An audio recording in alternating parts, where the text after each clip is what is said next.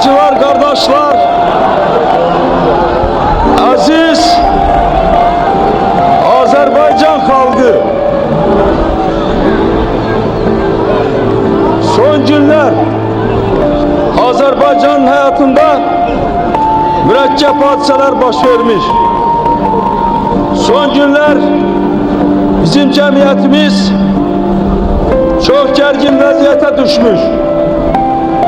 Bunlarla alakadar ben Azerbaycan halkına müracaatler etmişim ve müstakil Azerbaycan devletinin korunması için Azerbaycan halkının ayağa kalkmasını rica etmişim.